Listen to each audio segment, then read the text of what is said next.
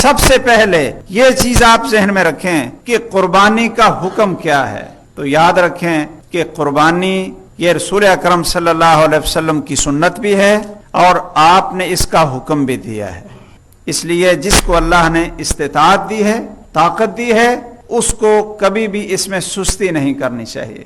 یہاں تک رسول اکرم صلی اللہ علیہ وسلم نے فرمایا کہ ہر گھر والے کے اوپر، ایک اہل بیت کے اوپر، یعنی پورے گھر والوں کے اوپر ہر سال میں ایک قربانی ہے، ایک قربانی.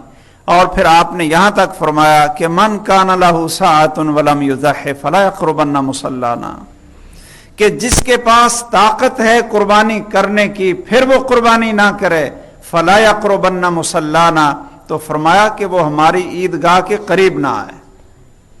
تو جس کو اللہ نے طاقت دی ہے، استطاعت بخشی ہے، اس کو چاہیے کہ وہ اس میں قطعاً سستی نہ کرے اور بڑے اہتمام محبت کے ساتھ قربانی کا جانور لے اور اس کو اللہ کی رضا کے لیے ذبح کرے.